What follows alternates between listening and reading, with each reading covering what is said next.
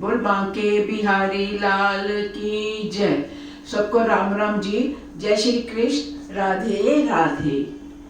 आज हम कार्तिक मास के 8वें अध्याय का पाठ करेंगे, जिस विधि से हम करते आ रहे हैं। श्री कृष्ण गोविंद हरे मुरारी, हे नाथ नारायण वासुदेवा। श्री कृष्ण गोविंद हरे मुरारी, हे नाथ नारायण वासुदेवा। हे नाथ नारायण वासुदेवा, हे नाथ नारायण वासुदेवा। श्री गणेशाय नमः, श्री गणेशाय नमः, श्री गणेशाय नमः। जो सिमर ईश वंदना, जो सिमरन सिद्धि होए, गणनायक करि बरदहन, करो अनुग्रह सोए। बुद्धि रास शुभ गुण सदन, मूक होए बाचाल, पंगु चय गिरिबर गहन, जासु कृपा सुदयाल। द्रवो सकल कलिमल दहन, नील सरोरु श्याम, तरुण अरुण बारिद नैन, करो सुमूर धाम। सदा क्षीर सागर सहन, कुंद इंदु समदेह, उमा रमन करुणायन, जाय दीन पर नेह। करो कृपा मर्दन मन, बंधो गुद पर पद कंज, कृपा सिंधु नर रूप हरि, महामोह दम पुंज। जास बचन रवि कर निकर, नीलांबु श्यामल कोमलांगम, सीता समारोपित वाम भागम। पाणो महासायक चार चापम, नमामि रामं रघुवंश नामम। अतुलित बलधामम हेमशिलाभदेहम, धनुष्मान कृशानु, ज्ञानी नाम अग्रगण्य। सकल गुण निधानम, वान नामर्दीशम, रघुप्रिय भक्तम वात जातम नमामि। मानस के मोती मंगल भवने मंगल हारी, द्रवो सो दशरथ अजर बिहारी। सोई पावन सोई सुभग शरीरा, जो तन पाए भजे रघुवीरा। महावीर बिन वो हनुमाना, राम जास जस आप बखाना। जनक सुता जग जननी जानकी, अति प्रिय अतिशय प्रिय करुणा निधान की। सुमिरत जाय मिटे अज्ञाना, सोई सर्वज्ञ राम भगवाना।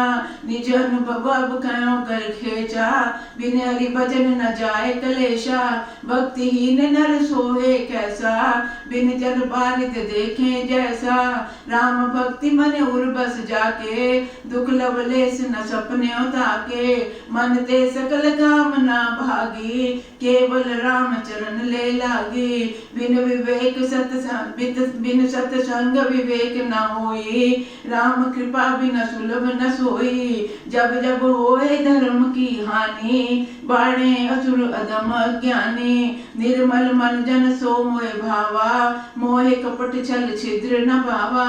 सुनो उमा ते लोग अभागी, हरि तज होए विषय अनुरागी। उमा कमो मैं अनुभव अपना, सत हरि भजन जगत सब सपना।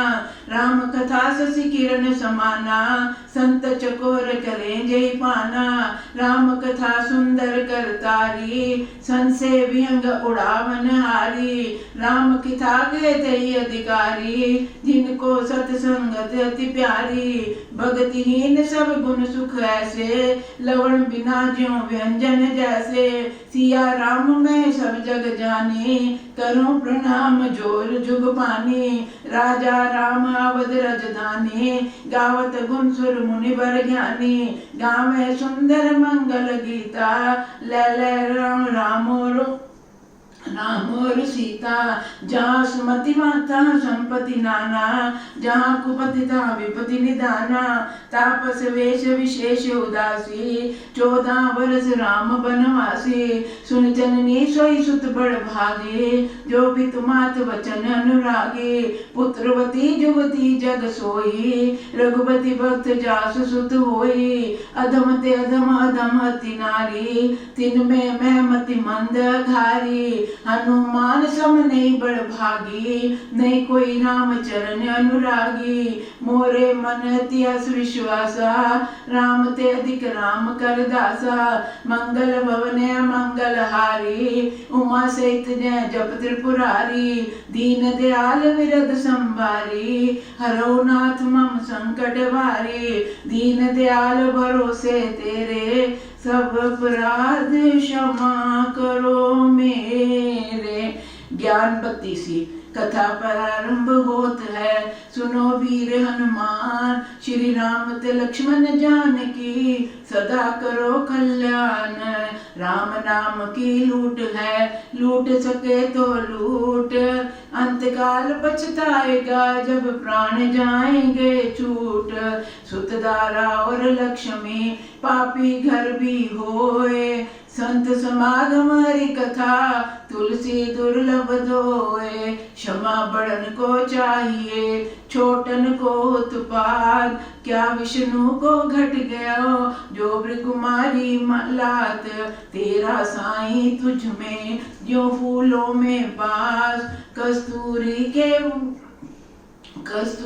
के मृगजों, फिर ढूंढे घास।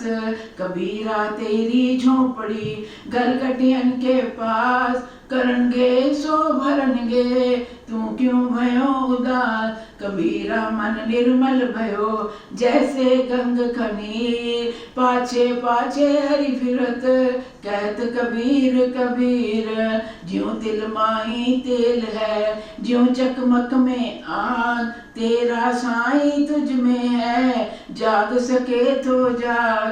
पोथी पढ़ पढ़ जग मुआ, पंडित भयो न कोय। ढाई अक्षर प्रेम के, पढ़े सो पंडित होए। गोधन गजधन बाजधन, और रतन धन खान। जब आवे संतोष धन, सब धन धूनि समान। जहाँ दया तहाँ धर्म है, जहाँ लोभ तहाँ वहाँ पाप।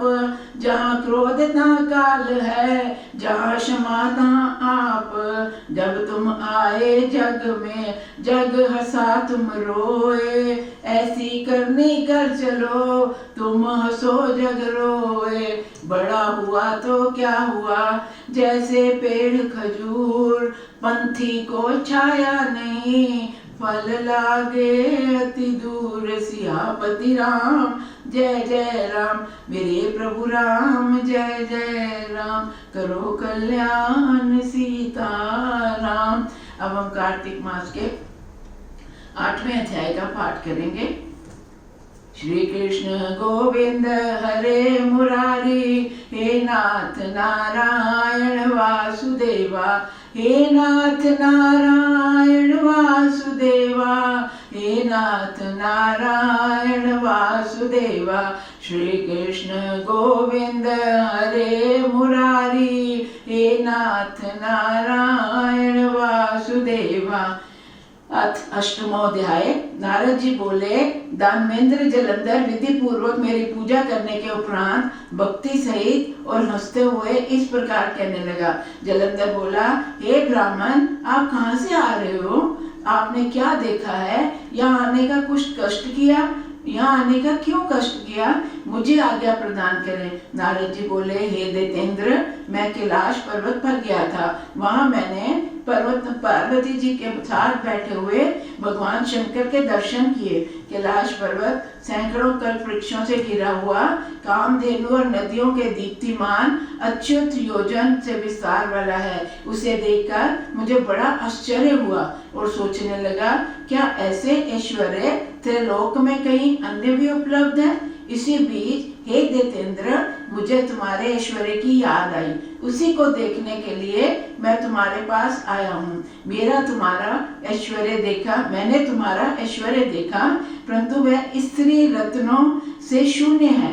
अतः मैं ये सोचता हूँ कि तीनों लोकों में भगवान शिव से अधिक ऐश्वर्यशाली अन्य कोई नहीं है।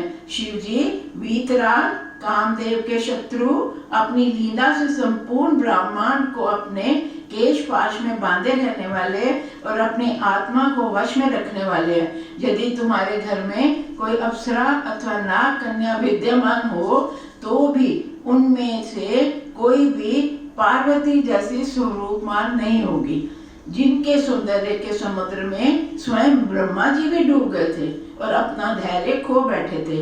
अतः उनकी उपमा किसी से नहीं की जा सकती। ये जलंधर, ब्रह्मा ने पार्वती के रूप को देखकर अनेक अप्सराओं को बारंबार सौंदर्य प्रदान किया, परंतु उनमें से पार्वती की समानता कोई भी नहीं कर सकी। ये दैत्येंद्र, शिवजी पार्वती जैसे स्त्री रत्न को पाकर परम ऐश्वर्यशाली हैं, वैसे ऐश्वर्यशाली तो तुम सब प्रकार से रत्नों को पाकर भी नहीं हो सकते। नारद जी बोले, दैत्यराज जलंधर से ये कहकर मैं वहां से चला गया। तब मेरे द्वारा किए गए पार्वती के सौंदर्य की प्रशंसा से उसने उसको काम विवल बना दिया। तब जलंधर ने राहु को पास बुलाकर उसे भगवान शंकर के पास अपना दूत बनाकर भेजा, क्योंकि वह भगवान विष्णु की माया से प्रभावित हो चुका था। उसने काल रूपी अंधेरे से वनों को अंधकार में डुबाता हुआ राहु कैलाश पर्वत पर जा पहुंचा। शिव जी के द्वारपाल नंदी ने उसे रोका। उस समय शिव जी की आंख का संकेत करते हुए राहु को अपनी बात कहने के लिए प्रेरित किया। राहु बोला, हे वृषभध्वज, आप देवता और नागों से सेवित त्रैलोक के पति, सब रत्नों के स्वामी दैत्यराज जलंधर की आज्ञा को सुने।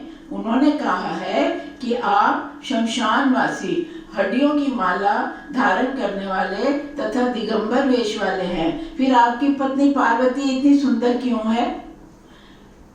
आप तो सदैव योग में रत रहने वाले दिगंबर, धूल से लपेटे हुए, जटा मुद्रा आदि आभूषणों को धारण करने वाले, अतः ऐसी सुंदर पत्नी आपके योग्य नहीं है। मैं रत्नों का स्वामी हूँ और आपकी स्त्री भी रत्न के समान है, अतः वह भी मेरी ही होनी चाहिए। वह आप जैसे भिखारियों के योग्य नहीं है। नारद जी बोले, राहु के इस प्रकार कहने पर भगवान शंकर के भूमध्य से प्रज्वलित अग्नि के समान एक प्रभावशाली पुरुष उत्पन्न हुआ। उसका मुख सिंह के समान था, जीवा प्रज्वलित हो रही थी और नेत्रों में भी ज्वाला भरी हुई थी। उसके केश ऊपर की ओर उठे हुए थे, शरीर श्वेत रंग का था। ऐसा लगता था जैसे वह दूसरा नरसिंह अवतार हो। वह राहु को खाने के लिए झपटा। उस समय राहु भयभीत होकर भागने लगा, परंतु उसने दौड़कर उसे पकड़ लिया। तब राहु ने चिल्लाते हुए कहा, हे शंकर, मेरी रक्षा करो, मैं ब्राह्मण हूँ, मुझे खाने के लिए आया है ये सुनकर महादेव जी ने उस पुरुष को रोकते हुए इस प्रकार कहा। महादेव जी बोले, ये दूसरे का भेजा हुआ दूत है, इसे छोड़ दो। ये सुनकर उस पुरुष ने राहु को आकाश की ओर फेंक दिया। राहु को फेंकने के बाद वह पुरुष महादेव जी से बोला। पुरुष ने कहा, हे स्वामी, मुझे भूख लग रही है, हे प्रभु महादेव, मैं क्या खाऊं सो बताइए। तब महादेव जी ने उसे कहा कि तुम अपने हाथ और पांव के मांस को काट कर खा लो। नारद जी बोले, शिव जी की आज्ञा सुनकर उस पुरुष ने अपने हाथ और पांव का मांस खा लिया, केवल सिर बचा रहा। उस बच्चे हुए सिर को देखकर शिव जी प्रसन्न होकर उस भयंकर कर्म करने वाले पुरुष से कहा। शिव जी ने कहा, तुम्हारा नाम कीर्तिमुख होगा और तुम द्वारपाल रहोगे।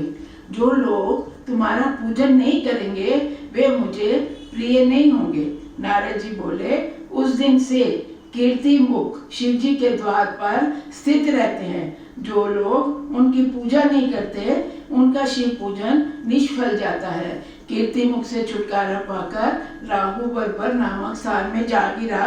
तब उसने उसका भी बर्बर पड़ गया। अब मैं यहाँ कीर्तिमुख के बताना चाहती हूँ। ये कभी भी हम शिव जी पर जल चढ़ाते हैं तो हमको सबसे पहले गणेश जी के पीछे थोड़ा सा जल या दूध जो भी हम चढ़ाने लगे हैं उसकी थोड़ी बूंदें गिरानी है। कीर्तिमुख द्वारपाल हैं पूरे शिव परिवार के। कहते हैं अगर हम वहाँ पर सबसे पहले कीर्तिमुख को अर्पण नहीं करते जल और दूध तो वो शिव परिवार भी स्वीकार नहीं करता।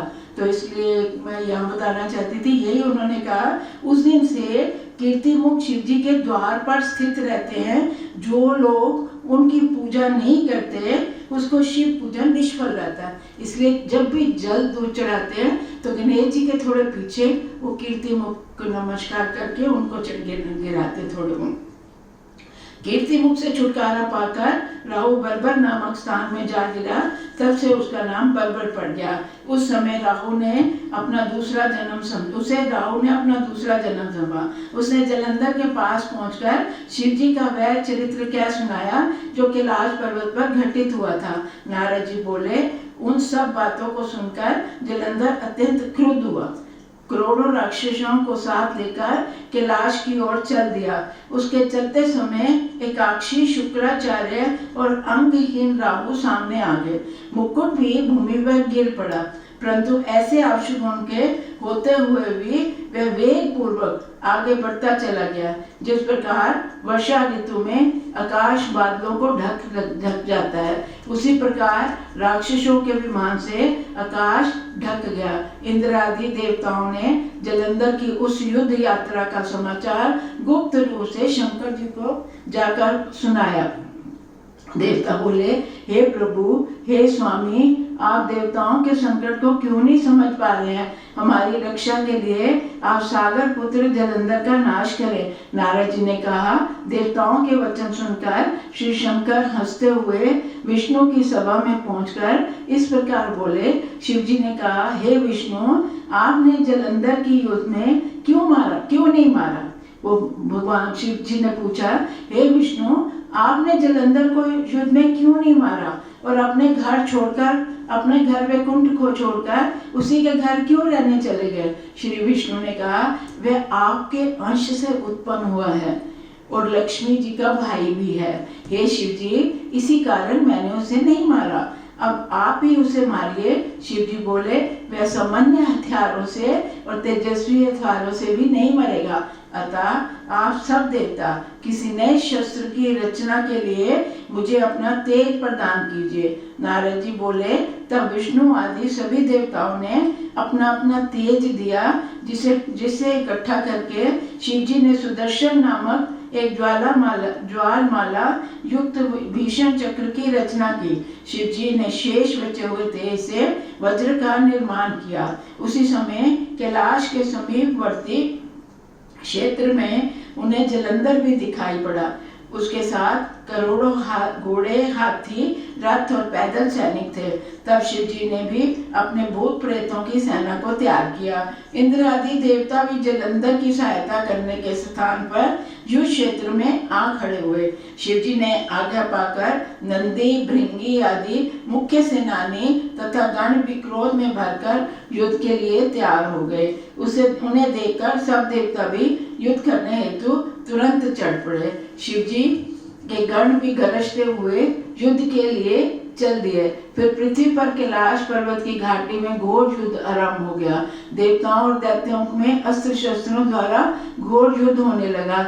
मेरी मृदंग, शंख, जोधाओं के हुंकार, हाथी, घोड़े तथा रथों के शब्द से पृथ्वी कांपने लगी। शक्ति, तोमर, बाण, मूषल, परशु, पट्टीश आदि शस्त्रों तथा बाणों के से आकाश इस प्रकार भर गया जैसा कि उन लाखों से भर जाता है। मरे हुए रथ, हाथी, घोड़े, पैदल सैनिकों से पृथ्वी ऐसे शोभायमान थी जैसे वज्र के प्रहार से पर्वत खंड होते हैं। दैत्यों द्वारा मारे गए देवताओं और देवताओं द्वारा मारे गए दैत्यों से रक्त और मांस से पृथ्वी में ऐसी कीचड़ भर गई कि उस पर चलना भी असंभव था। देवताओं द्वारा मारे गए दैत्यों को शुक्राचार्य बारंबार मृत्यु संजीवनी विद्या द्वारा जीवित कर रहे थे। ये देखकर देवताओं ने अपने गणों से भयभीत होकर उन्हें शुक्राचार्य के प्रयत्नों से अवगत कराया। तब शिव जी के मुख से एक अत्यंत डरावनी ताड़ वृक्ष के समान जांघों वाली, गुफा जैसे मुख वाली और अपने स्तनों द्वारा वृक्षों को नष्ट करने वाली एक कृत्या उत्पन्न हुई।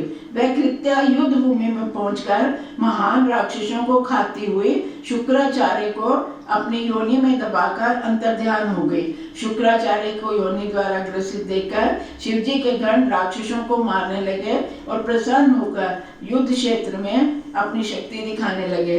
तब शिव गणों की मार से भयभीत हुए दानव दानव युद्ध क्षेत्र से इस प्रकार भागने लगे जिस प्रकार आंधी के आगे तिनके भागते हैं। इस प्रकार अपनी सेना को भागते हुए देख शुंभ निशुंभ कालनेमी तो अत्यंत बलवान सेनापति थे, वहां आ पहुंचे। इन तीनों महाबलियों ने शिव गणों की सेना को रोककर अपने तीरों से ऐसी वर्षा करी जैसे कि वर्षा ऋतु के मेघ जल वर्षा करते हैं।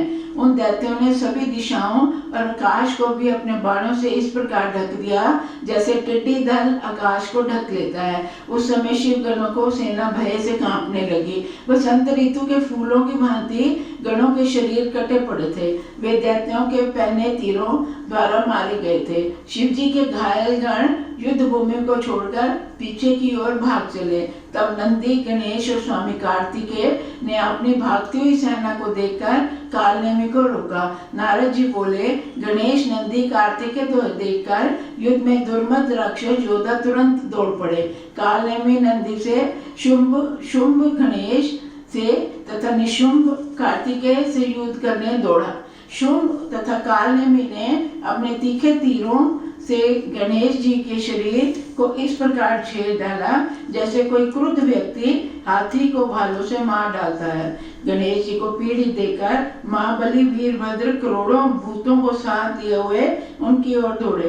कूष्मांड, भैरव, बेताल, योग योनिया, पिशाच, डाकनिया तथा गण आदि सभी दौड़ चले। उनके किलकिला शब्द, सिंहनाद, गर्जन की आवाज से, डमरू के नाद से पृथ्वी कांपने लगी। भूतगण उत्पात मचाते हुए दानव सेवा का भक्षण करने लगे और अप्सराएं नाचने लगी। निशुंभ दैत्य ने स्वामी कार्तिकेय के मोर की छाती पर 5 बाण बड़ी तेजी से मारे जिसके कारण वह बेहोश होकर गिर पड़ा। तब कार्तिकेय स्वामी ने अपनी शक्ति को उठाने का प्रयत्न किया, परंतु उसी समय निशुंभ ने अत्यंत शीघ्रता से उनके ऊपर अपनी शक्ति का प्रहार किया। तभी नंदी ने भी अपने 7 बाणों से कालनेमी के घोड़ों और सारथी को मार गिराया। उस समय फटी हुई छाती, मरे हुए सारथी तथा नष्ट घोड़ों वाले कालनेमी ने क्रुद्ध होकर हाथ में शूल ले पर्वत के ऊपर चढ़कर नंदी पर प्रहार करना आरंभ कर दिया। इसी प्रकार शुंभ और गणेश भी अपने रथ तथा मूषक वाहन पर आरूढ़ होकर एक दूसरे के ऊपर बाणों का प्रहार करने लगे। नंदी और कार्तिकेय भी अपने बाणों के प्रहार से दैत्यों को शीघ्रता से नष्ट करने लगे। उसी समय गणेश ने अपने एक बाण द्वारा शुंभ के हृदय में विदीर्ण कर दिया। 3 बाणों से उसके सारथी को मारकर पृथ्वी पर गिरा दिया। तब शुंभ ने अत्यंत क्रोध से भरकर 6 बाणों से गणेश जी को, 3 बाणों से वाहन चूहे को घायल करके मेघ के समान गर्जना की। चूहा तब शोर मचाता हुआ पीड़ित होकर भागा तो गणेश जी भूमि पर गिर पड़े, गिर कर खड़े हो गए। फिर गणेश जी ने शुंभ के हृदय में फरसे का प्रहार किया और अपने चूहे को पुनः आरूढ़ किया। इस प्रकार मरे हुए, कटे हुए, बुरी दशा में पड़े हुए व्याकुल तथा दुखी दैत्यों को देखकर दैत्य सेना को बहुत दुख हुआ।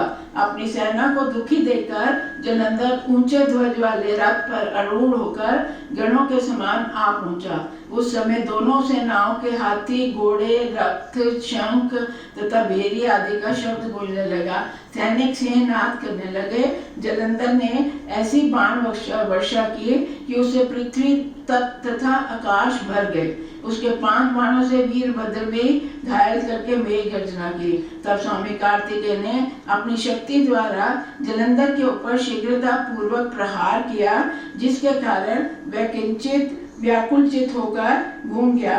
फिर जलंधर ने क्रोध में भरकर कार्तिकेय के ऊपर गदा का प्रहार किया जिसके कारण वह पृथ्वी पर गिर पड़े। उसी समय क्रोध में भरकर उससे नंदी को भी पृथ्वी पर गिरा दिया।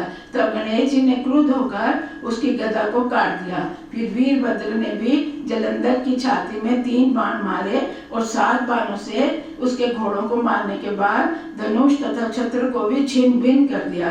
तब जलंधर ने अत्यंत क्रोध में भरकर अपनी भयानक शक्ति के प्रहार से वीरभद्र को पृथ्वी पर गिरा दिया। इसी प्रकार गणेश जी को भी पृथ्वी पर गिराकर वह एक अन्य रथ पर आरूढ़ हो वीरभद्र से युद्ध करने लगा। तब वीरभद्र ने भी जलंधर के घोड़ों को अपनी परिधि में मार डाला और धनुष को काट दिया।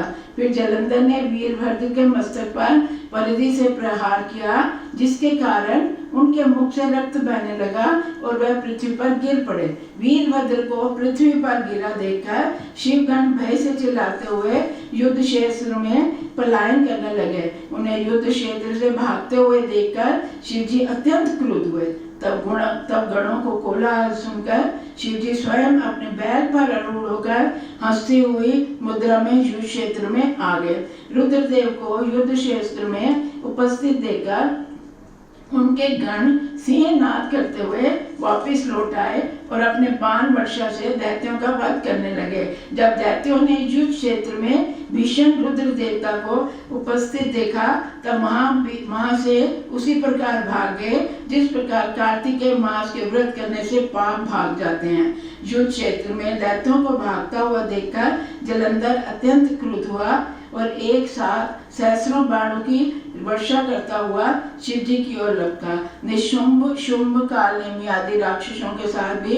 खड़ग रोमा, प्रचंड, घमसर आदि दैत्य भी शिव जी की ओर दौड़े। रुद्र देवता भी प्रलय अग्नि और सूर्य जैसे त्रिशूल एवं वज्र के साथ हाथ में लिए हुए ऐसे शोभायमान हो रहे थे जैसे युगांत कारणीय अग्नि शोभित होती है। शिव जी ने अपने गणों की ओर देखते हुए अपने बाणों द्वारा दैत्य सेना के बाणों से उत्पन्न अंधकार को नष्ट कर दिया। उन्होंने अपने वायु वेगशाली बाणों द्वारा दैत्यों को पीड़ित कर दिया और प्रचंड बाणों के जाल में घेरकर पृथ्वी पर गिरा दिया। फिर उन्होंने अपने परशु से खड़ग रोमा का सिर काट डाला और खटवांग के द्वारा बलहाक के सिर के 2 टुकड़े कर दिए। घस्मर नामक दैत्य को अपने पाश में बांधकर पृथ्वी पर गिरा दिया। इसी प्रकार नंदी के बाणों द्वारा भी अनेक दैत्य मारे गए। जिस प्रकार सिंह के भय से हाथी भाग जाता है, उसी प्रकार शिव जी को देखकर सभी दैत्य भयभीत होकर भाग गए। ये देखकर जलंधर अत्यंत क्रुद्ध हुआ, शीघ्रता पूर्वक शिव जी के समक्ष आ पहुंचा। उन्हें युद्ध के लिए ललकारा। युद्ध क्षेत्र में इंद्र ने उपस्थित देखकर उसने अपने तीव्र बाणों से इंद्र को और 4 बाणों के घोड़ों को घायल कर एक बाण से सारथी को मार गिराया। तब शिवजी ने भी अपने 7 बाणों से जलंधर पर प्रहार किया। बाणों के द्वारा उसने घोड़ों को भी मारकर पृथ्वी में गिरा दिया। तब क्रोध से भरे हुए जलंधर ने धन गर्जना करते हुए शिवजी को युद्ध करने के लिए ललकारा। जलंधर बोला, हे जटाधारी, तुम अब मेरे साथ युद्ध कर, अपने बल का प्रदर्शन करो। अपने अन्य लोगों को मारने से क्या लाभ है? नारद जी बोले, ये कहकर जलंधर ने शिव जी के ऊपर 70 बाण छोड़े, परंतु शिव जी ने सबको काट गिराया। फिर उन्होंने हंसते हुए अपने 7 बाण छोड़कर जलंधर के घोड़े, ध्वजा, छत्र, धनुष, रथ को नष्ट कर दिया। तब जलंधर गदा लेकर शिव जी की ओर आगे बढ़ा। शिव जी ने अपने बाणों द्वारा उसके गदा के 2 टुकड़े कर दिए। तब वह धनुषा तान कर शिव जी की ओर लपका। तब शिव जी ने अपने बाणों के वेग से उसे कोस भर पीछे धकेल दिया। उस समय जलंधर ये समझ गया कि रुद्र मुझसे अधिक बलवान है। फिर उसने अपने अद्भुत रूप मोहिनी गंधर्वी माया की रचना की, जिसके फलस्वरूप वहां पर गंधर्व और अप्सराओं के नाच गाना आरंभ कर दिया। इस प्रकार वेणु और मृदंग आदि की ताल और नाद को सुनकर शिव जी को आश्चर्य में पड़कर मोहित हो गए। उनके हाथों से अस्त्र शस्त्र फिसलकर पृथ्वी पर जा गिरे।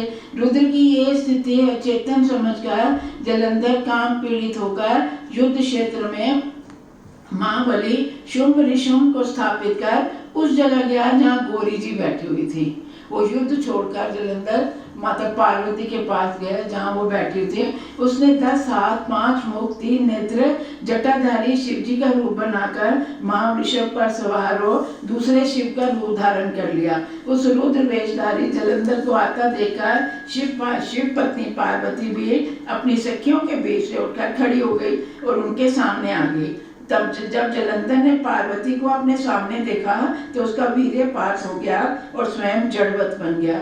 तब उस दैत्य के वास्तविक रूप को समझकर देवी पार्वती भयभीत होकर कांपती हुई तीव्र सांसें लेती हुई घर के भीतर भाग गई। थोड़ी देर में बिजली के समान पार्वती को अदृश्य हुआ जानकर जलंधर क्षेत्र में उसी स्थान पर जहाँ पहुंचा वहाँ जहाँ शंकर विद्यमान थे। उधर पार्वती जी ने विष्णु जी का स्मरण किया और उनके समीप जा पहुंचे। पार्वती बोली, हे विष्णु जी, क्या आपको ये नहीं पता कि दुष्ट जलंधर द्वारा अद्भुत कार्य किया है? वह दुर्मति क्या चाहता है, क्या आपको मालूम नहीं है? श्री भगवान बोले, जलंधर ने जो कार्य मार्ग दिखाया है, हम भी उसी मार्ग का अनुसरण करेंगे। जैसे वो तो शंकर जी का रूप बना के आपके पास आया, हम भी वैसे ही करेंगे। अन्यथा जलंधर ने मार्ग दिखाया, उसी का अनुकरण करेंगे। अन्यथा ये पतिव्रत धर्म से सुरक्षित रहने के लिए कारण मारा नहीं जा सकता। नारद जी बोले, इतना कहकर विष्णु जी जलंधर की नगरी में पहुंचे और वहां उसकी पत्नी वृंदा को पतिव्रत धर्म नष्ट करने की युक्ति सोचने लगे। इधर युद्ध क्षेत्र में स्थित रुद्र भी जलंधर की माया से मुक्त हो गए। तब शिव जी ने आश्चर्यचकित एवं क्रुद्ध होकर जलंधर से पुनः संग्राम छेड़ दिया। वह दैत्य भी शिव जी को पुनः आया हुआ देखकर घोर बाण वर्षा करने लगा, जिससे वह आच्छादित हो गए। इति श्री पद्म पुराणे कार्तिक मास महात्म के अंतर्गत जलंधर आख्यान नामक 8वां अध्याय समाप्त हुआ। बोल श्री कृष्ण बलदेव की जय। श्री कृष्ण गोविंद हरे मुरारी, हे नाथ नारायण वासुदेव। श्री कृष्ण गोविंद हरे मुरारी, हे नाथ नारायण वासुदेव। हे नाथ नारायण वासुदेव, हे नाथ नारायण वासुदेवा। श्री कृष्ण गोविंद हरे मुरारी, हे नाथ नारायण वासुदेव। अब हम आरती करेंगे। ओम जय जगदीश हरे, स्वामी जय दीननाथ हरे। भक्त जनों के संकट, दास जनों के अवगुण, बंसरी वाला दूर करे। ओम जय जगदीश हरे, जो ध्यावे फल पावे। दुख बिन से मन का, स्वामी दुख बिन से मन का। सुख संपत्ति घर आवे, बंसरी वाला घर आवे। कष्ट मिटे तन का। ओम जय जगदीश हरे, मात पिता तुम मेरे। शरण पढ़ू मैं किसकी, स्वामी शरण पढ़ू मैं किसकी।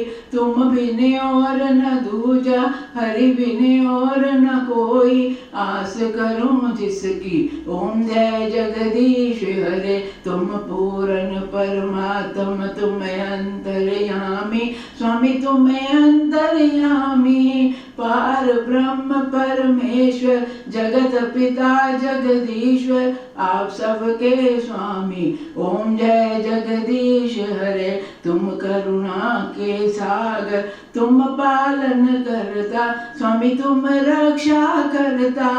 मैं मूर्ख कल कामी, मैं सेवक तुम स्वामी। कृपा करो भरता। ओम जय जगदीश हरे, तुम हो एक अगोचर सबके प्राणपति। स्वामी सबके प्राणपति। किस विध मिलूं दयालु, केड़े वेले मिला बंसरी वाले। तुमको मैं कुमति। ओम जय जगदीश हरे, दीन बंधु दुख हरता। ठाकुर तुम मेरे, स्वामी सेवक हम तेरे। अपने हाथ उठाओ, अपनी शरणी लगाओ। द्वार पड़ा मैं तेरे। ओम जय जगदीश हरे, विषय विकार मिटावो। पाप हरो देवा, मेरे कष्ट हरो देवा। श्रद्धा भक्ति बढ़ावो, हृदय प्रेम बढ़ावो। संतन हरि सेवा। ओम जय जगदीश हरे, तन मन धन सब कुछ है तेरा। भगवान सब कुछ है तेरा। तेरा तुझको अर्पण, तेरा तुझको समर्पण। क्या लागे मेरा।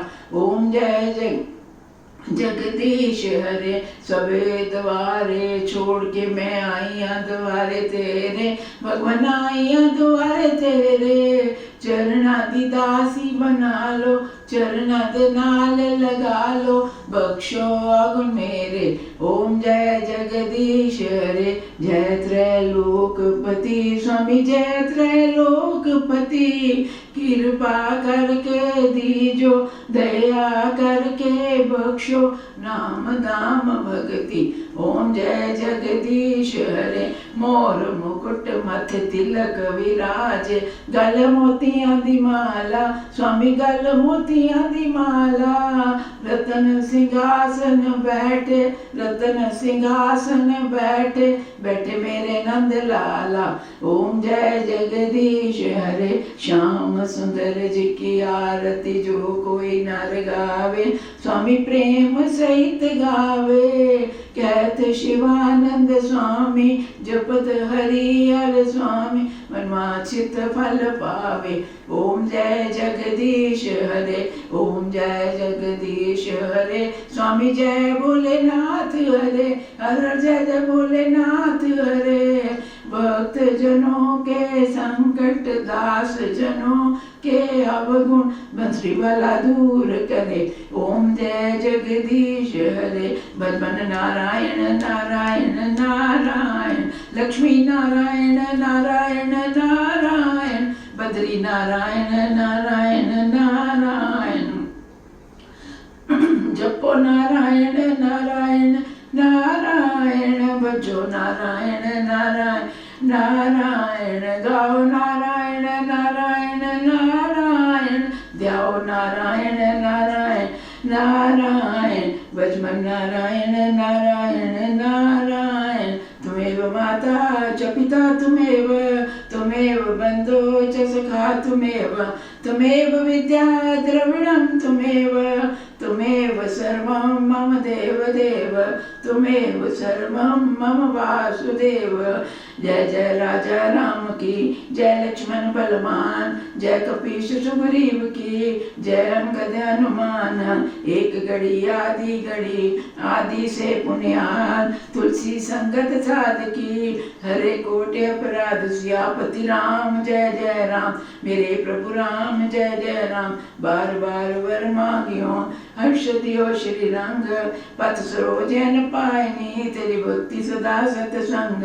सियापति राम जय जय राम, मेरे प्रभु राम जय जय राम। कामे नार प्यार जिमे, लोभी प्रिय जिमे धाम, तिमि रघुनाथ निरंतर, प्रिय लागो मोय राम। सियापति राम जय जय राम, मेरे प्रभु राम जय जय राम। मोह सम दीन न दीन हित, तुम समान रघुवीर, अविचार रघुवंश मणि, हरो विषम भव वीर। सियापति राम जय जय राम, मेरे प्रभु राम जय जय राम। श्रवण सुजस सुनि आयो, प्रभु भंजन भव वीर, त्राय त्राय आरती हरन, शरण सुखद रघुवीर। सियापति राम जय जय राम, मेरे प्रभु राम जय जय राम। आते भी राम बोलो, जाते भी राम बोलो, शिवा और शाम बोलो राम राम राम। मेरे श्याम दे पवन ते फुल्ला दी वर्षा, मुने मंदरा ते फुल्ला दी वर्षा। वर्षा होए रही दरबार, वर्षा होए रही, सारे बोलो जय जयकार। वर्षा होए रही, हरा वाले दी जय हो, श्याम प्यारे दी जय, गटगट वासी दी जय हो, कटे चौरासी दी जय हो, हरा वाले दी जय हो, श्याम प्यारे दी। सारी संगत रल के बोलो जय हो, हरा वाले। भाई राधे राधे श्याम, मिला दे राधे राधे श्याम। दे हमारो धन राधा, श्री राधा श्री राधा, बरसाने वाली राधा राधा राधा राधा राधा, हमारी प्यारी राधा राधा राधा राधा राधा। हमारो धन राधा श्री राधा श्री राधा। जय जय श्री राधे, जय जय श्री राधे, जय जय श्री राधे। हे भगवान, आज की कथा में किसी तरह की कोई गलती त्रुटि हो क्षमा कीजिएगा। हरे नमः, हरे नमः, हरे नमः।